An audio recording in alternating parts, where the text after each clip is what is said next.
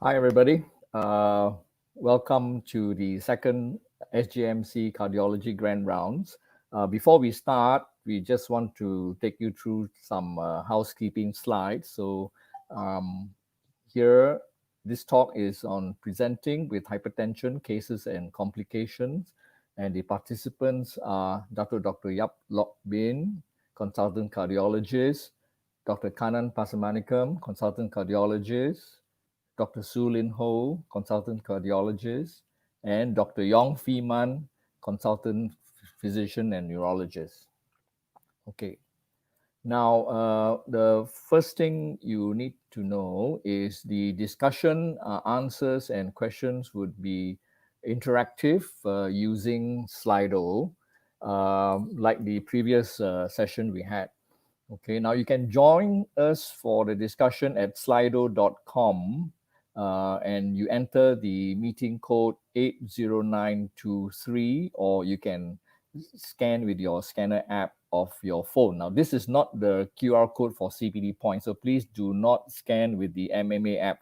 This is just with your regular barcode scanner app, and you will open slido.com and join us at the meeting page where you can ask questions. If you have the Slido app already, you can just enter 80923 in the Slido app, or if you're viewing this live stream on dobbs.my, then it's already embedded in the page.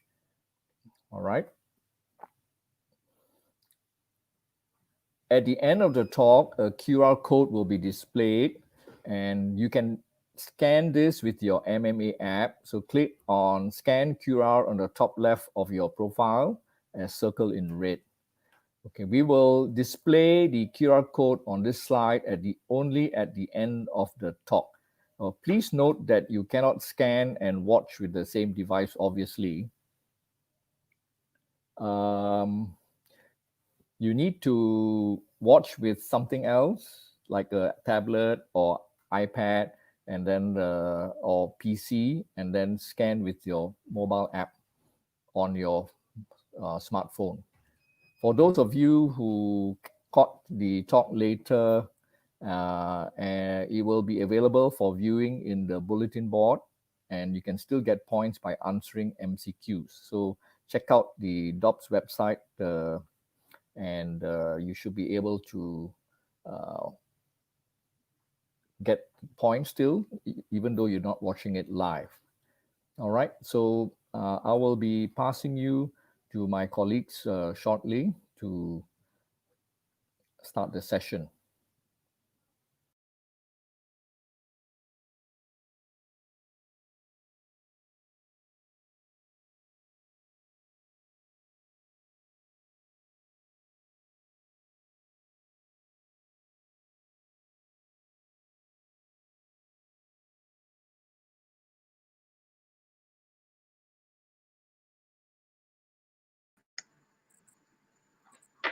Good afternoon, ladies and gentlemen. I'll welcome you again to the second webinar of the Subang Jaya Medical Center Division of Cardiology webinar. Our discussion topic today is about hypertension. Thank you for joining us. I'm Kanan Pasmanikam, and I shall be the chairman for this session. Joining me are my colleagues, Dr. Yap Lok Bin and Dr. Su Lin Ho, cardiologists, and the prettiest member of our team, our consultant neurologist, Dr. Yong Fee Man. I propose to spend the first few minutes discussing the basics in hypertension management. I will do this by fielding some questions which Dr. Yong, Dr. Su, and I will answer. Dr. Yap has spent a lot of effort putting together ECGs, echocardiograms, and patient videos to show you, and he will be sharing 2 cases of hypertension that he has managed, and we will discuss around this. You'll be able to ask us questions, and we'll do our best to answer. So let's get going.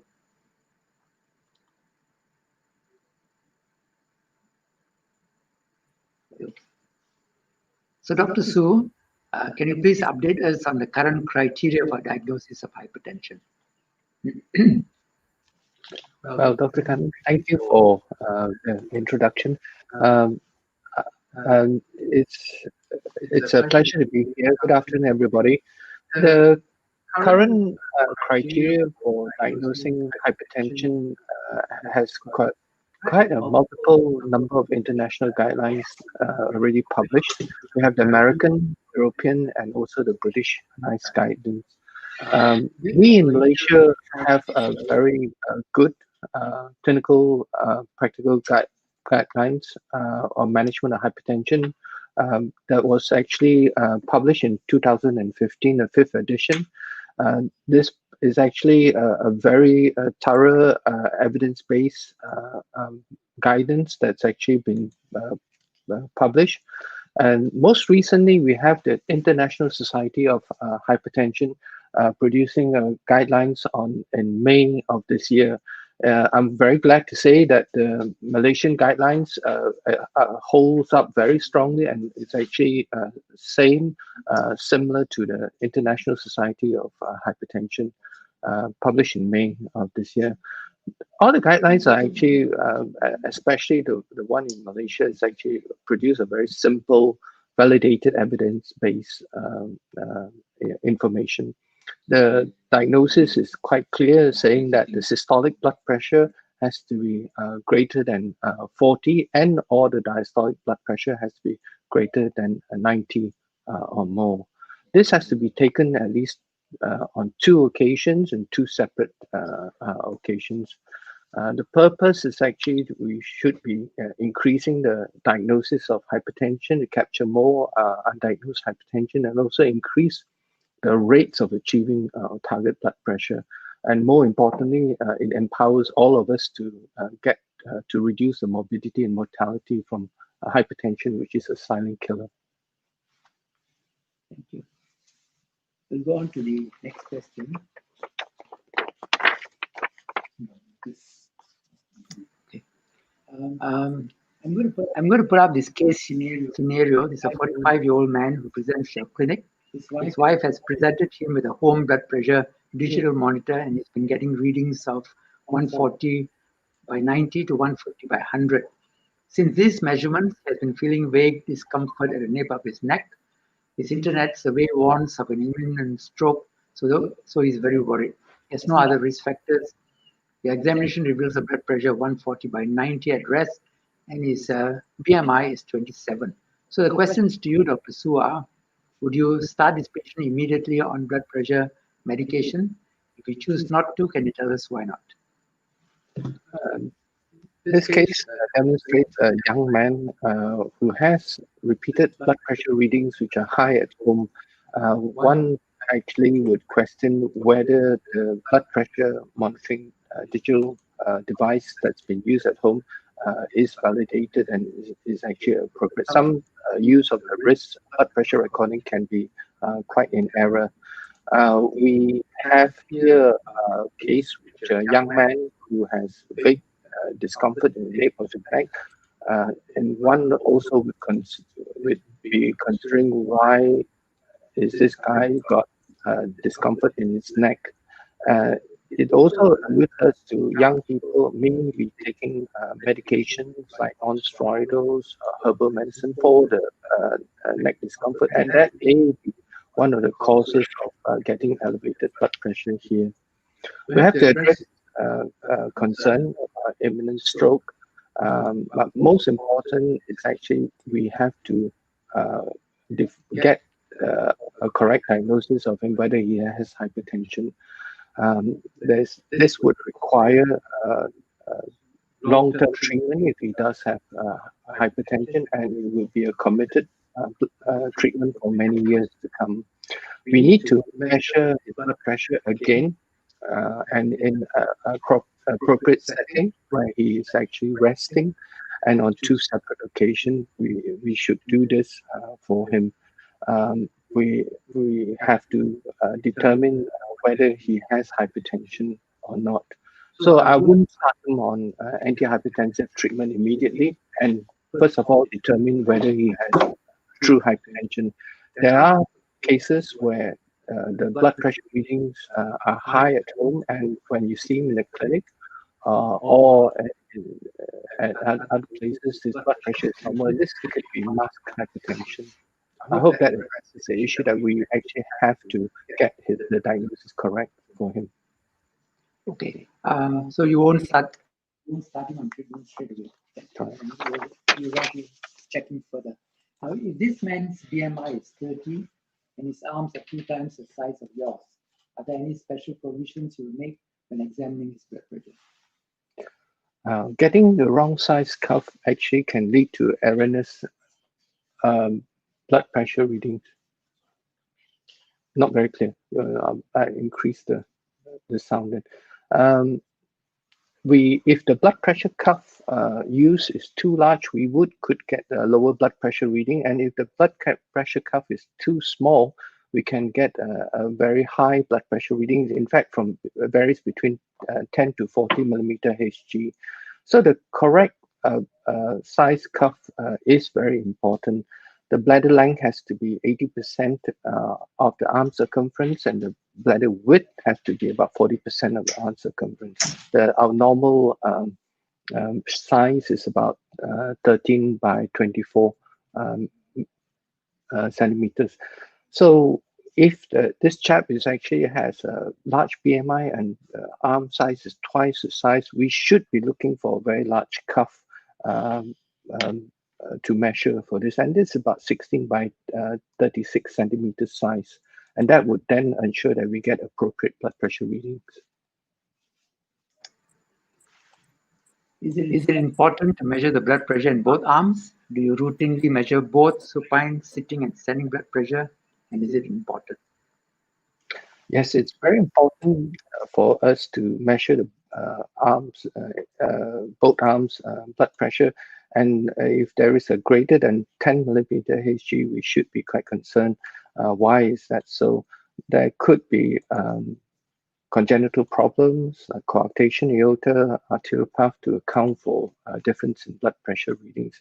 But blood pressure readings in both arms could also help us to determine, especially if you measure repeatedly, they should be the same on both sides and on rested and appropriate level to the heart side, the heart height.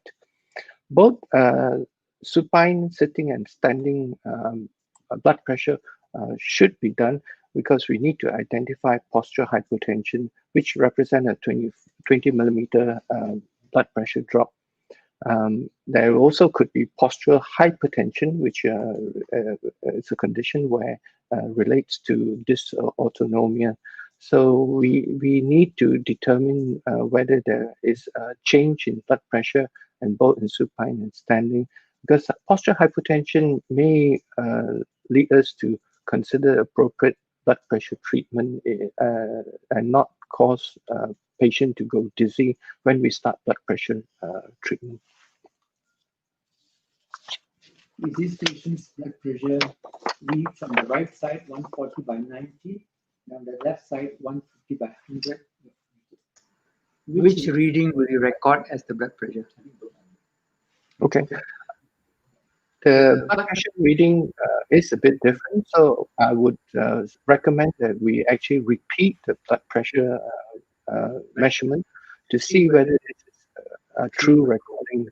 I would recommend even 3 recordings and take an average of 2. The guidelines suggest that we should be taking the higher reading and we can repeat the measurement on the same side, on the left side, to monitor the blood pressure. Okay, so we'll choose the higher reading. Okay, your clinical examination reveals that the apex beat is located just outside the mid-clavicular line and that is prominent. You think you hear a soft S4? What is a soft S4, Dr. Su? Can you educate us? Soft S4 represent a 4-part sound, and this is a sound that is related to atrial cystoscopy and the ventricular stiffening. So they can be found when patient has thickened left ventricle wall, as in left ventricular hypertrophy, and soft S4 could be the first clinical sign suggested there is hypertrophy of the ventricle. So how will this clinical finding influence your decision regarding treatment of this man during the first clinical visit? I would look to see whether there is true end organ damage, like left ventricular hypertrophy, and this would lead me to do an ECG and perhaps look to see whether there is true left ventricular hypertrophy by requesting an echocardiograph study. If there is there is end organ damage, it would actually suggest that we should treat a case earlier, as there is an increased risk of morbidity mortality as well. Okay, so evidence of end organ damage will accelerate your need to start treatment. Next.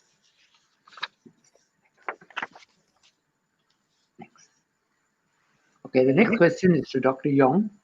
Dr. Yong, this patient presents with a blood pressure of 200 by 110. The family physician confirms some weakness of the patient's left limbs. Should he initiate some medications to quickly lower the blood pressure before referring the patient to you in the hospital? If your answer is negative, can you explain your reasons? This is a bit of a loaded question. Now, if the patient presents with weakness less than 4.5 hours, then I think we should send the patient straight to hospital, because we may be able to thrombolyze him. So pack the patient to hospital and don't worry about the blood pressure. Another reason why the blood pressure could be very high is because the patient's coming to you knowing that you're going to tell him he has a stroke, and he's very, very terrified. So blood pressure may be high because he's very scared.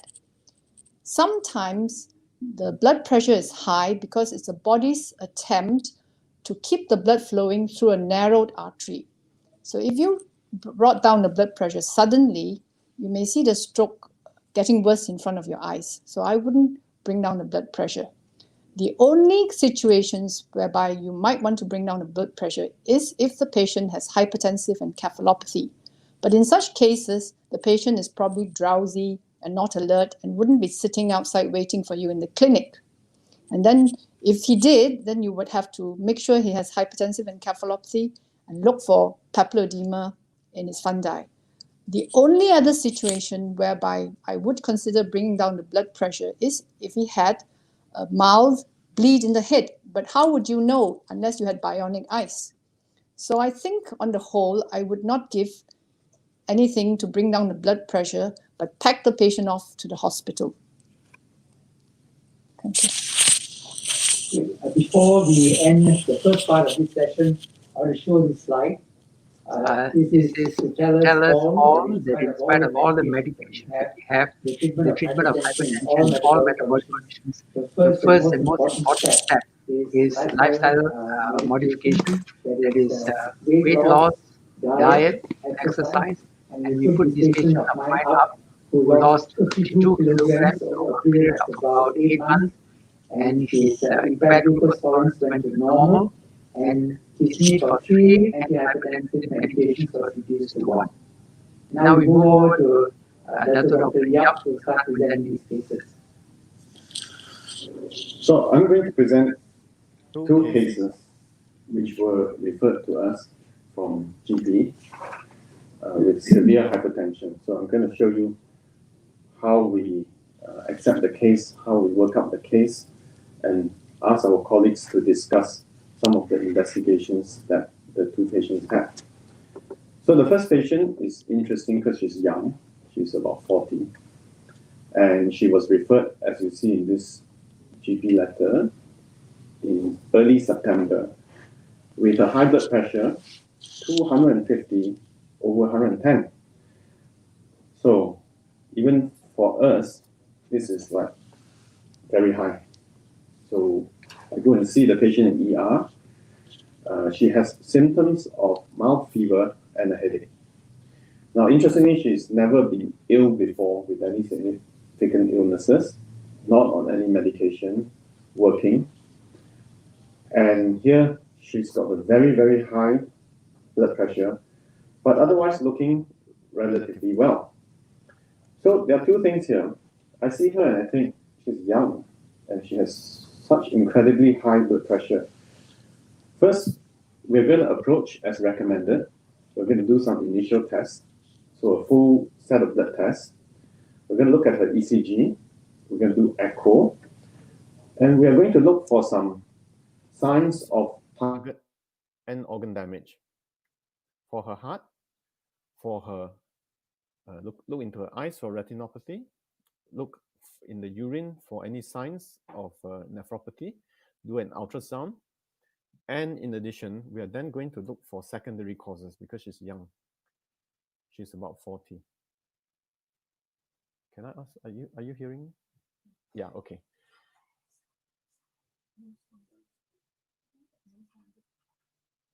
Do you hear me? Are you hearing me? Okay. Yeah. Can you hear me now? Can, yeah. Can we carry on? Okay. So I show a series of tests now that we did to investigate this lady. And I'm going to ask for comments from our panelists. First here is her ECG done on the 4th of September when she first came in. Can I ask Dr. Kanan for comments? No here, no sound. This ECG shows evidence of left ventricular hypertrophy. The various ECG criteria for left ventricular hypertrophy, the most common is Solokov's criteria, where you take the amplitude of the S wave in V1 added to the amplitude of the R wave in V5 or V6. If this exceeds 35 millimeters, that fulfills one criteria for left ventricular hypertrophy. Left ventricular hypertrophy is picked up better on the echocardiogram. It's more sensitive as compared to the ECG. The presence of left ventricular hypertrophy in a hypertensive patient also carries prognostic significance because its presence increases the risk of arrhythmias like atrial fibrillation in this patient. The patient has got a higher risk of going on to heart failure or suffering a myocardial infarction. Left ventricular hypertrophy is reversible with treatment. Over a period of a year to 2 years, with adequate therapy and keeping blood pressure levels down to that suggested in the guidelines, left ventricular hypertrophy can be reversed. Can I ask Dr. Kanan for comments on the echo? Okay. On the left is the actual patient's echo, and on the right is another example of a different patient with a normal echo. Okay, if you compare the left ventricle on the right, you find that the walls are thinner. On the left side, there is significant thickening of the walls, indicating left ventricular hypertrophy. And this is a short axis view showing the same. On the right side, you see a normal thin left ventricle. On the left side, you see a very thickened left ventricle. So we move on to her blood test and also her urine dipstick on admission. What I'm trying to highlight here is that we already saw some signs of hypertensive nephropathy because her creatinine is elevated, 130, and the EGFR actually reduced at 39. And in addition, if you look at the urinalysis, you will see that it is relatively clear, except there is positive protein of 2+. Both these point towards an organ damage of the kidneys. Now, if you look at the eyes, we did fundoscopy, but subsequently what I did was I got our ophthalmologist to take some pictures of this patient's eyes for our benefit. And you can see two abnormalities here. And I'll let you have a guess what they are. And the next slide, I'll show you the answer. And here you will see at the top that there is light colored patches, which are cotton wool spots. And at the bottom, you will see that the optic disc margin, which should be clear, now are actually blurred. Both of these are signs of early hypertensive retinopathy. In addition, there is another sign there. Again, our ophthalmologist took these pictures, and you'll see a little red patch there. And these are actually flame hemorrhages, which are also a sign of hypertensive retinopathy. Now, we did an ultrasound of the kidneys. This is to look for how healthy the kidneys are. And here the kidney size is normal. There are no other structural abnormalities. And in particular, we're looking for adrenal mass here to see whether she has signs of pheochromocytoma or adrenal tumor such as Conn syndrome. We also look to see whether she has any sign of renal artery stenosis. And this is a CT of the renal arteries, which you can see here on both sides, the renal arteries. And I can tell you that there are no signs of stenosis here. Can I ask Dr. Su for comments? Are there any other special features if you saw a young hypertensive patient that would make you consider the diagnosis of renal artery stenosis? Renal artery stenosis in clinical signs are very difficult to detect. But once you hear a bruit in the abdomen, one may alert to possibility of renal artery stenosis existing. A presentation of flash pulmonary edema in a young patient also would allude you to thinking possibility of renal artery stenosis being present. Arterial path in the older people patient, also you would think about the possibility renal artery stenosis exists. And in particular, if you actually give an ACE inhibitor and you see some deterioration in renal function, that also would alert you to possibility renal artery stenosis being present. Okay, so if I show you another two tests that we did a blood test for renin and aldosterone levels, and you can see that the readings there, the aldosterone level is 700, which is within the normal range, and the renin level 55 is normal as well. Now, just a reminder, if we see on the renal function that the blood test shows low potassium, then that might make us suspect Conn syndrome, which is hyperaldosteronism. Anyway, this patient doesn't have this problem. We also went on to investigate for pheochromocytoma. So we collected a 24-hour urine, and at SJMC, we will send this to UMMC, and it takes about 2 weeks for the result to come back. And if I go through the result with you, the urine noradrenaline, the adrenaline, and the dopamine levels are all within normal range. So this lady also doesn't have pheochromocytoma. So the result came back on the 17th, about 2 weeks later. Now, as per recommended guidelines, and I won't dwell on this too long, we started her on the calcium channel blocker, amlodipine, and ARB, valsartan, and also added a diuretic over a course of about a day or two. Then when the medication were established, I went on to record a 24-hour blood pressure. So this is the ambulatory blood pressure monitoring for this patient. The result shows a high variability of her blood pressure. You can see that in the evening, her blood pressure is going up above 200 systolic, and then as she sleeps at night, it comes down quite quickly to about almost 100, and then comes back up again during the day. Can I then ask Dr. Kannan, how do you think is helpful for us to do ABPM for these patients? The Malaysian hypertensive guidelines are very clear that ambulatory blood pressure monitoring requires to be done only in some patients, mainly because of the cost of the procedure. Some of the suggested indications would be where if your blood pressure is difficult to diagnose because of labile readings, when you want to investigate white coat hypertension, when you want to check for adequacy of antihypertensive treatment, again because blood pressure readings are labile, and also in patients who might complain of symptoms of dizziness on treatment where you want to investigate over treatment. So these are some of the indications where you use a ambulatory blood pressure monitor to investigate the patient. So this is the average result for the ABPM monitoring.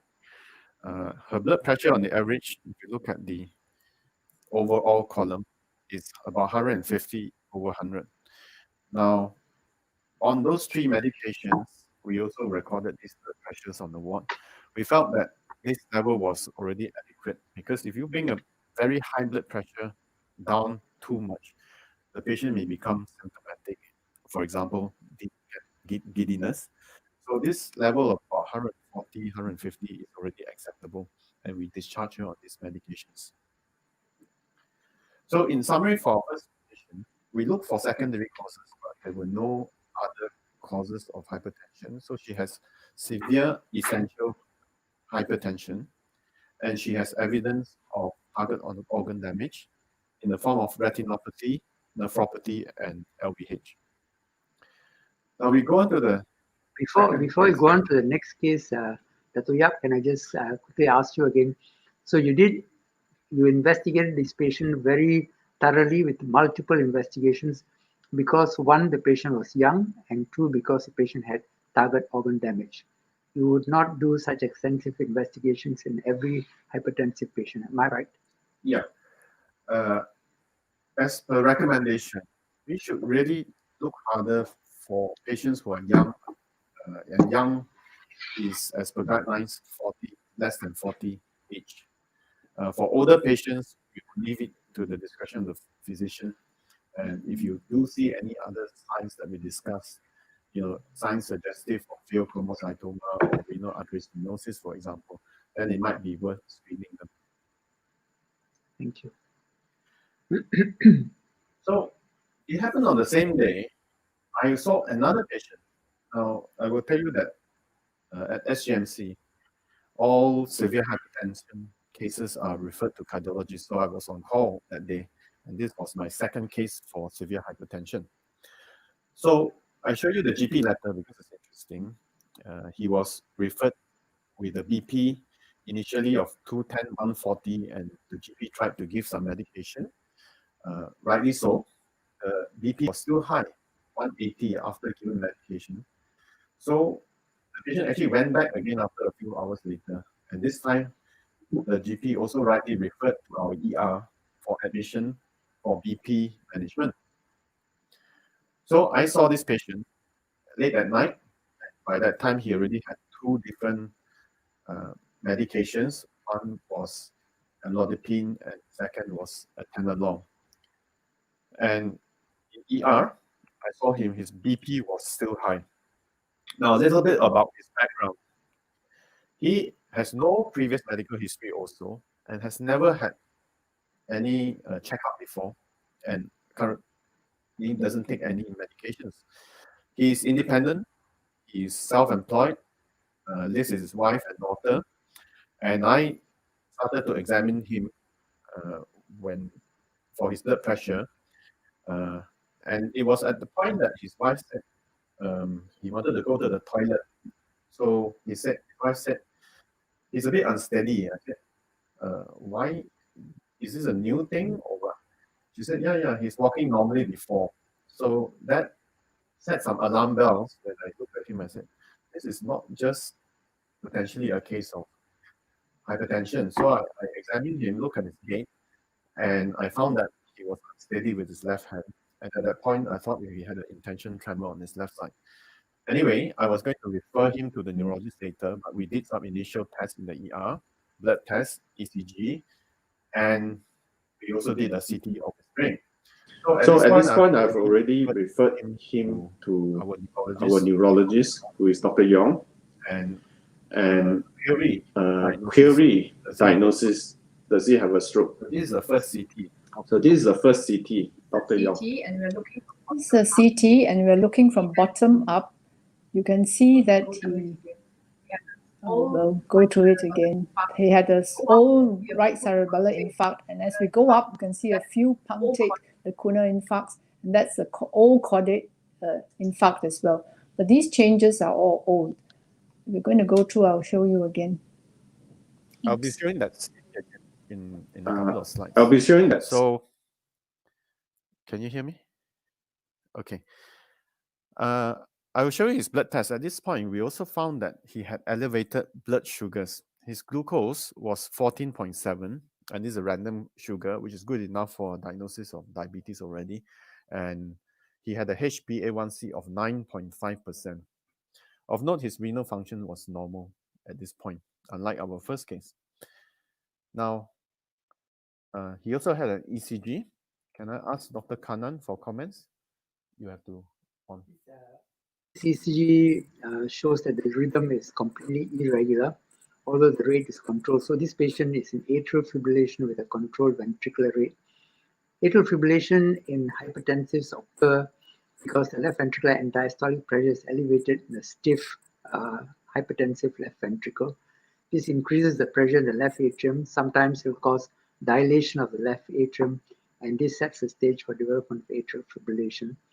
The development of atrial fibrillation in a hypertensive has got prognostic significance. One, this patient has got increased risk of going into left ventricular failure. And the other big risk is, of course, that this patient may suffer embolic strokes. Okay, so at this point, we now have some diagnosis of this patient. He also has some signs of possible stroke, atrial fibrillation, and a new diagnosis of diabetes. So subsequently, we did further investigation, and here I will ask Dr. Yong to comment on MRA.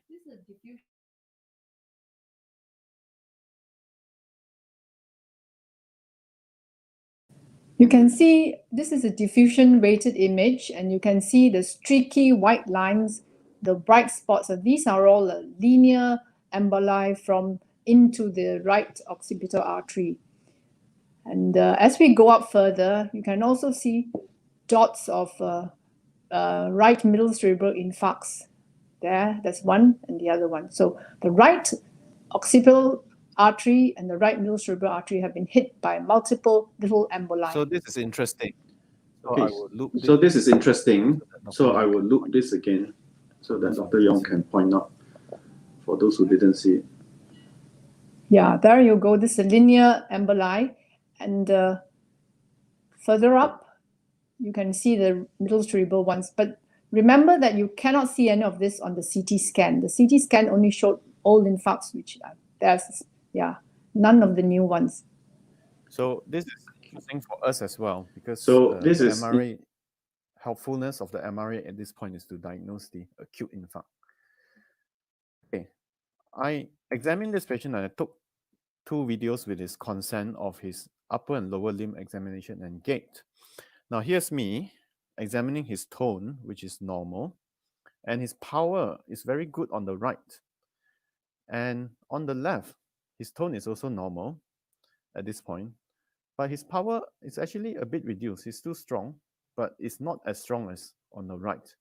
Then we do coordination. I asked Dr. Yong to describe what we find here. Finger nose test.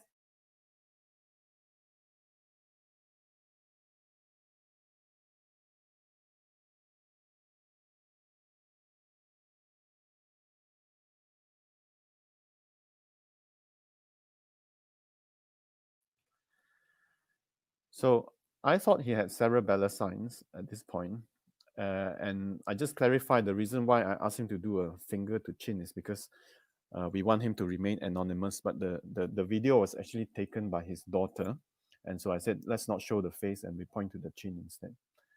Okay, next I'm going to show you his gait and ask Dr. Yong to comment.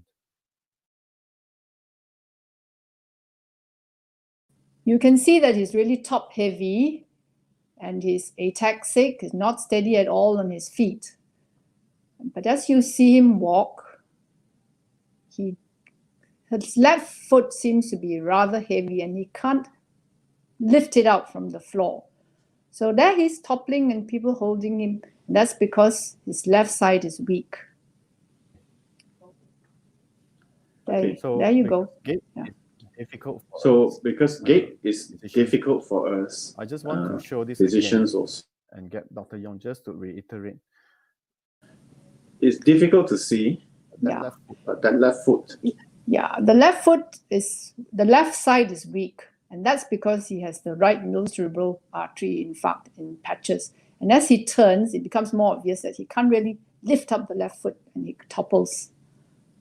So it seems like when he tries to put his weight on the left foot, he is at risk of falling because it's weak. Remember that we thought that he had left cerebellar signs, but the MRI does not show a left cerebellar infarct. Okay. And we will explain that later. Thanks, Dr. Yong. Okay, 2 days later, he has a headache. We repeat a CT on the right, and the left side is On the the one on patient. admission. So we'll play the left first, which you already seen once, and ask Dr. Yong to comment. So the left side, remember, he has an old right cerebellar infarct, old caudate nucleus infarct, but nothing on the left. There's no left cerebellar infarct, although he has this pulse pointing. So the CT on the right is 2 days later. 2 days later, we did the CT because he had some headache, and then you can see that he has a huge, complete right occipital infarct. So the right occipital infarct caused a left homonymous hemianopia, and with that, he cannot see on his left side. So the pulse pointing that you see is due to him not being able to see the hand and the finger, and not because he had cerebellar signs. And the weakness is also because of the right middle cerebral artery infarct. So it's interesting to us, and as you know, the CT doesn't show acute changes for stroke, and in fact, only 2 days later we see very marked changes. Okay, these are his echo images on the left, and also I include a normal image on the right and ask Dr. Kannan to comment on these images. On the right, you can see that the ventricle contracts quite vigorously. On the right side, and it's regular. Whereas on the left side, you can find that there's irregular contraction of the ventricles. Also, the ventricular systolic function, that's a squeeze power, seems to be reduced. And this is something that you see in atrial fibrillation. It can go on to quite severe left ventricular dysfunction if the rhythm is not controlled. But once you control it over time, sometimes, we'll start with a ejection fraction of 20%, and over a period of about 6 to 8 months, it can even normalize if you catch the rhythm early and control it. Okay, so we have now a patient with severe hypertension who presented with an acute stroke. Initially, we gave him some medication to lower his blood pressure, but when he realized he had a stroke, we then stopped the medication. In fact, he only had 1 dose of medication, and we left him untreated because of the acute stroke. Because of the atrial fibrillation, we started him on Xarelto, which is a novel anticoagulant, and because of the stroke, we started him on antiplatelet drug, Plavix, once a day. Now, at this point, can I ask Dr. Kannan to comment a bit on the use of novel anticoagulants in atrial fibrillation? Once a patient has got atrial fibrillation, and especially if there's evidence of embolism, you want to start them on medications which will prevent the embolism from recurring. The traditional drug is warfarin, and in the vast majority, I would think that if I was to get a ballpark figure in the country, 95% of patients with atrial fibrillation in the country are still being treated with warfarin. Warfarin is a difficult drug to use because the anticoagulation levels will vary. There's a lot of interaction with other drugs. There's a lot of diet restriction that patients find difficult to follow. So come the novel anticoagulants, now far easier to use, more effective in anticoagulation control as compared to warfarin, and less interaction with various drugs, virtually no restriction on diet. The downside to the novel anticoagulants is the expense. Warfarin probably costs you about RM1 or 2 a day, whereas the novel anticoagulants can cost you up to $12 ringgit a day. Okay, Dr. Can Yong. I just say something? Can I just say something? Usually, if the patient has AF and we think that the stroke is due to embolic infarct, they are started on anticoagulation. The antiplatelet, I think, was given because on the assumption initially that it was an atherosclerotic infarct. But now I thought that the Plavix was given because he probably has concurrent ischemic heart disease. Is that not the case? Because usually we don't give both. That's a fair point. Because we didn't have a lot time for today's presentation, I left out the part where I also looked for coronary artery disease in this patient, and he did have moderate to severe coronary artery disease. We did a CT scan, and hence we started him on Plavix. Now, the treatment of stroke, we established on medical therapy. We monitored his blood pressure, and of course, over the course of the week when he was in hospital, we did stroke rehabilitation, and this is physiotherapy, and he had quite intensive exercises daily, and I will show you his gait before his discharge. Dr. Yong. Look at him, you know he's much better walking, lifting up his left foot confidently. Look at all the presence he has behind in the background, all for Dr. Yap, who did an excellent job on him.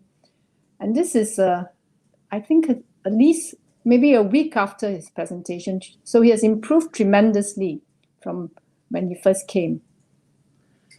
Yeah, so we have a patient very happy at this point. The wife actually behind there also very happy.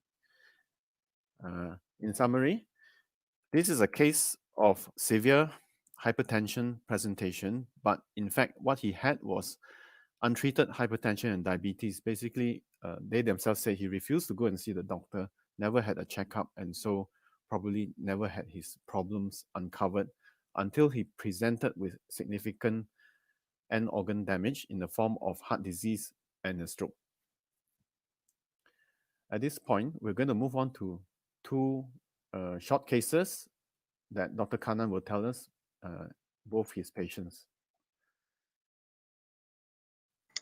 We are presenting these two cases to show you that end organ damage in hypertension, if the blood pressure is treated very early, end organ damage can be completely reversed. The first is a 47-year-old man who actually presented in 2016 with symptoms of heart failure. So he had a background of diabetes mellitus. We did an angiogram subsequently on him, and this showed coronary angiogram. His clinical signs, he had symptoms of heart failure, signs of heart failure. Blood pressure was 150/90. So I must say that at the beginning, I didn't pay much weightage to his blood pressure. I did not think that there was enough to explain all the heart failure signs that he had. So we started him on a standard heart failure treatment, which included diuretics. He had an ACE inhibitor to bring his blood pressure down, also to help his left ventricle unload. He was on a beta blocker as part of the heart failure treatment. And the patient improved on this medication. And after about 2 visits, he disappeared for about 4 years. And I saw him most recently because he recommended a friend to see me. And I told a friend, hey, I have not seen your friend for a long time. How is he? In fact, I feared that because his left ventricular function was so poor, he may have died. And that's why he did not turn up. And I was pleasantly surprised when he turned up to see that his left ventricle had completely recovered. I can have the next slide then, Dr. Yap. On the left, on this slide, you are seeing his initial echocardiogram, and you can see that the left ventricular squeeze function, you can just point to the left ventricle for the audience, Dr. Yap, shows that the left ventricular squeeze function is very poor, and we estimated its ejection fraction to be 20%. And I thought it was all due to coronary artery disease. Next slide, please. And these were the medications he was on. Next slide, please. And on the left, you see the left ventricle as we saw it in 4 years earlier. And now we are seeing the left ventricle on the right in 2020, and the ventricular function is virtually normal. And so this is all due to good blood pressure control. So although he had defaulted follow-up, he had continued with all his medications, and the blood pressure was very well controlled. The next case is a lady who was admitted, and for several days she had been coughing out blood. On the chest x-ray, there were shadows, and the physicians were treating her as someone with pneumonia. And she was not getting better. They noticed that her blood pressure was also a bit elevated, and they got us involved in management. And after examining her, we thought that this was a case of hypertensive cardiomyopathy. So we took steps to control the blood pressure adequately, and she was also on anti-failure treatment. This is initial ECG. As I mentioned earlier in the discussion, there is criteria for left ventricular hypertrophy. Next slide, please. And you can see the heart on the left side. This is when she was first seen by us 3 years earlier. And she took her medications diligently. And over time, we found that the heart began to shrink. And on the right side, you see the latest chest X-ray, which shows a normal size heart. In the next slide. And on the left side, you see the echocardiogram. When she first came, you can see the left ventricular systolic function. Dr. Yap, show us the point out left ventricle for us, please. Poor squeeze function. And on the right side, we see her latest echocardiogram, which shows the left ventricle is virtually normal. 2 examples to show you that with good blood pressure control, and organ damage can be completely reversed. We have yet a 3rd case where we don't have the slides here. This is a man who came to us from Batu Pahat. Blood pressure was about 200 by 110, if I remember right, and his creatinine was 400 millimoles. And we told him that his kidney was irreversibly damaged and that he was looking at dialysis within the next few months. And we were all pleasantly surprised that as we reduced his blood pressure to normal, his renal function gradually improved. And today he has got completely normal renal function without any form of intervention except blood pressure control.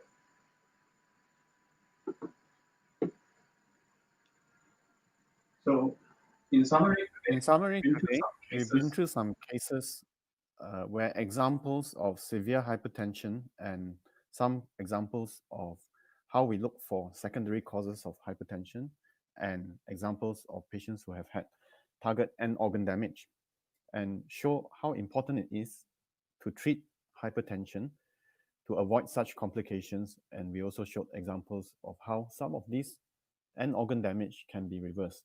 So I will stop at this point. Thank you very much. Thank you, Dr. Yap. I think we have a few minutes for questions. If anyone has any questions, you have questions. I'm going to share the slide.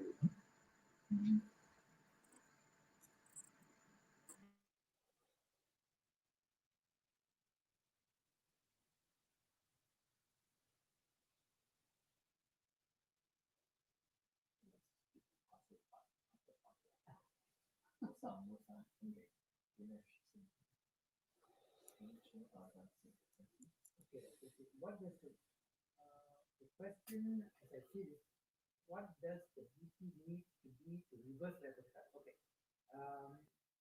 Basically, you need to bring the blood pressure down. Sorry, I'll say that again. Dr. Dinesh Singh, your question is, what does the blood pressure need to be to reverse left ventricular hypertrophy? The blood pressure has to be brought down to normal. So Dr. Su has shared with us the guidelines. So if you look at the guidelines, we need to bring down the blood pressure systolic less than 140 and the diastolic less than 90 and must maintain it.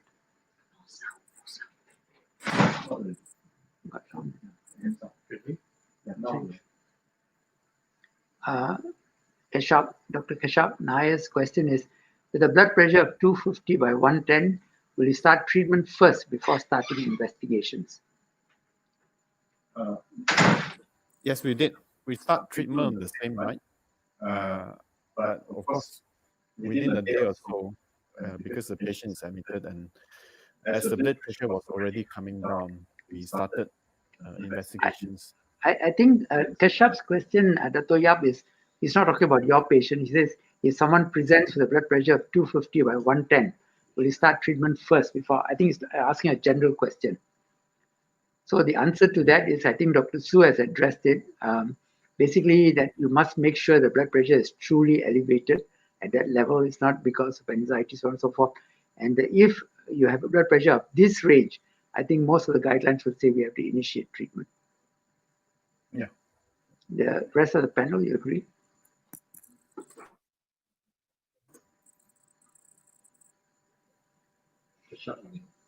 Kashap's question is, did this patient with severe hypertension have family history of hypertension? I think the question is addressed to you, Dr. Yap. Interestingly, no. she didn't have a family history as well, which is why we were particularly vigilant to screen her extensively for secondary causes.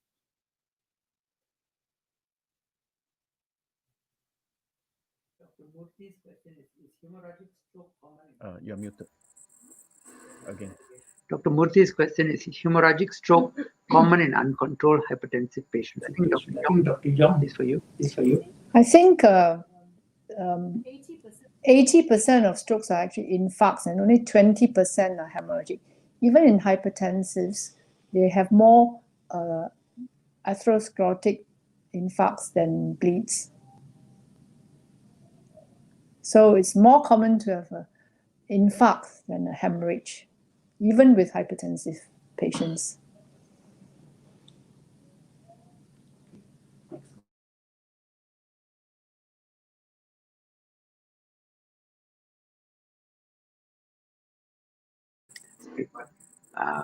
Anonymous.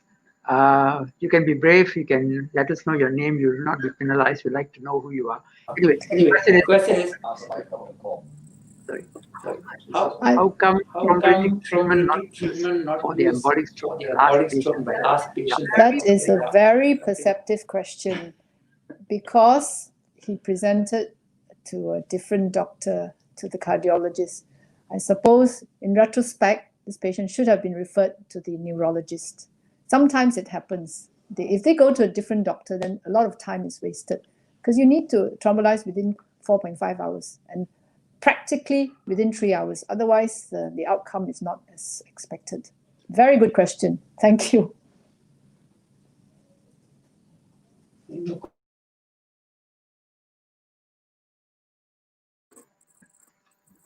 I think there are no more questions, and I think we have come to the end of a very interesting. Is there another question? There's Dr. Manmet. Okay, maybe we'll take this question. Dr. Manmet's question is, I have a 29-year-old lady who presented with a blood pressure of 190 by 160. Should I investigate for secondary causes first? And what medication should I start first? Dr. Yap, want to take this? 29 years. The question is 29-year-old lady, blood pressure 190 by 60 or by 160. The questions are, should I investigate for secondary causes first?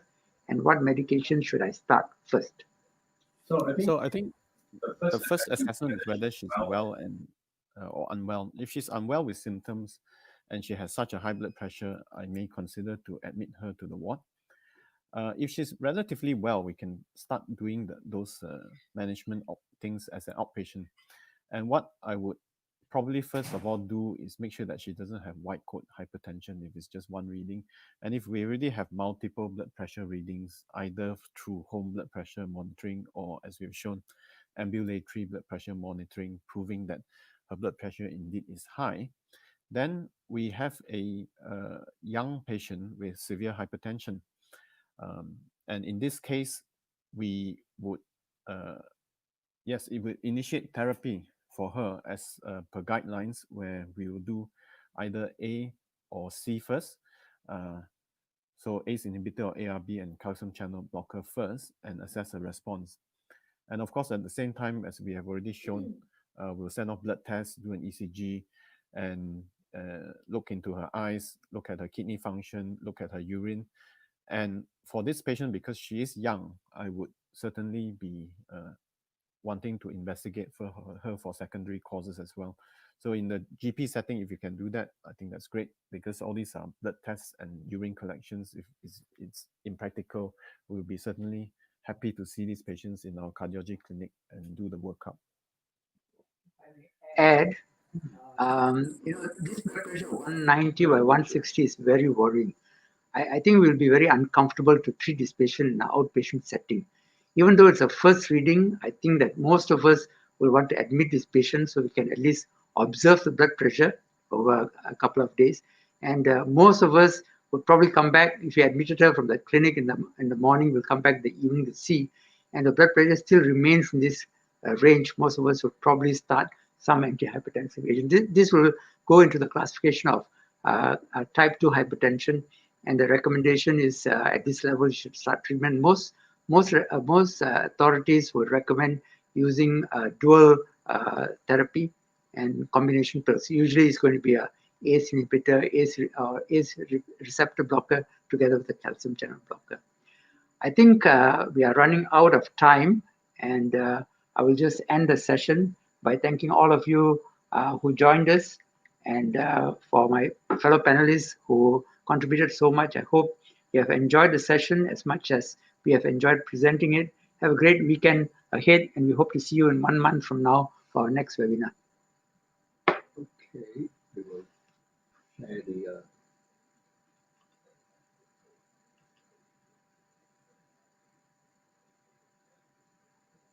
moment everybody is looking for. Oh, we have to do it also. So the moment everyone is Yeah. waiting for. Do we have to QR do this code. as well? No, I don't manually. Oh, Okay, yeah, thank you. for all of us. Promise. Yeah, please remember that you can't scan with the same device as you're watching. So here it is. We'll leave it on this page for a while. You can try scanning. So I got the right detail. Yeah.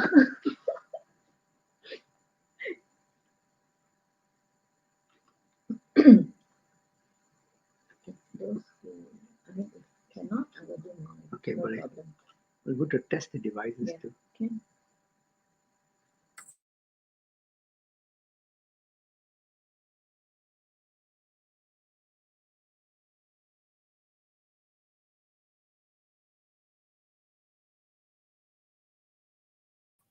So what do I do after I scan it?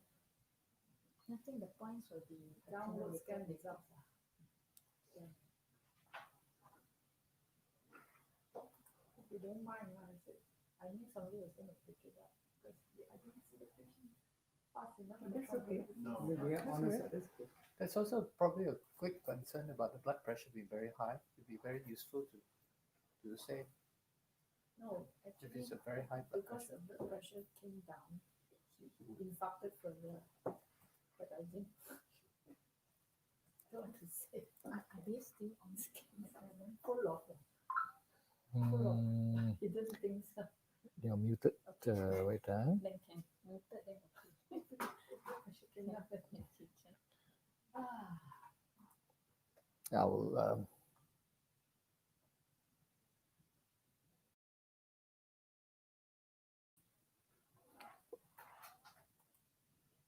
So I can remove the slide. So if you can't scan, or if you caught this talk after the live session has been over and the code has expired, you can still visit the bulletin board where you can get points by answering MCQs. This will be hosted up in a day or two with the MCQs, but the previous talks are all there. So you can check out the bulletin board, which is at dobbs.my, and then you /forum. Okay. Right. So thank you everyone for watching. Sorry for the glitches.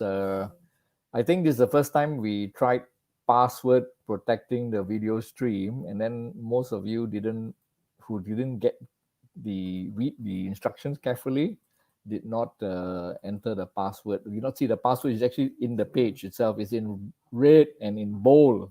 The password was Dobbs. It's very easy. Just enter DOBBS, and then the video stream is revealed. So it's just one way to make sure that you're a healthcare professional before you're watching the stream.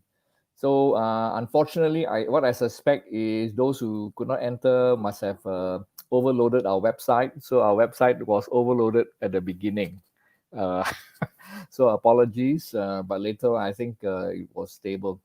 So we'll have to find some other way to maybe password protect it. There's other techniques, but a lesson to learn for us. The other thing is the echoes.